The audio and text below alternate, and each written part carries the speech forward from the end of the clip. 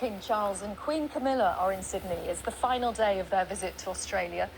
Earlier, the King visited the National Centre of Indigenous Excellence, where he took part in a smoking ceremony and met Aboriginal and Torres Strait Islander community representatives.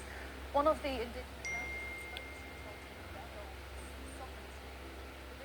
after the King was accused on Monday of genocide against Australia's First Nations people by Senator Lydia Thorpe, who told him, "You are not my king." A short while ago, anti-monarchy protester Wayne Wharton was arrested while demonstrating in Sydney. His daughter told the BBC, "Go, Uncle Coco, Wharton."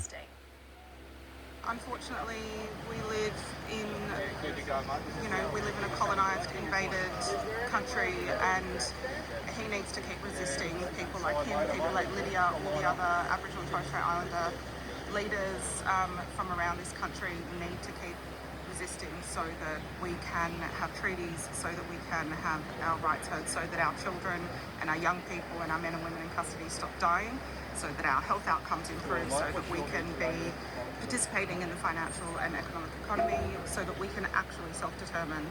And if we don't get treaties, if we don't have our sovereign rights respected, we're never going to have that. Let's talk to our senior royal correspondent, Daniela Ralph, who's been following the visit. And Daniela, that visit by King Charles to the birthplace of the Aboriginal civil rights movement, a planned visit, not in response to events of the last few hours. Yes, that's right.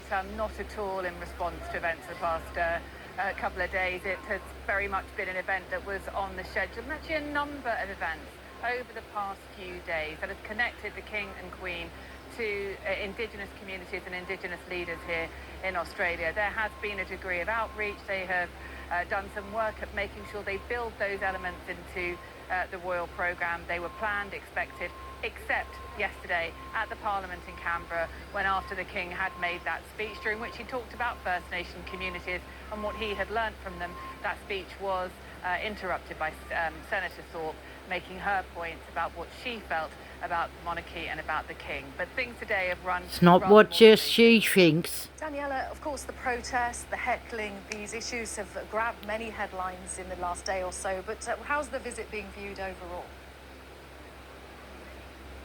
Well, we've just had a spectacular end to it here in Sydney. The last engagements of the King and Queen on this leg of their trip here in Australia. And it's an amazing setting, isn't it, here where I am now in Sydney Harbour, heading towards sunset, early evening, absolutely beautiful. And there were some spectacular visuals of the King and Queen arriving at Sydney Opera House, standing on the steps there with that iconic building behind them, and then having a chance to meet the public. New South Wales Police reckon around 6,000 people turned out to see the King and Queen here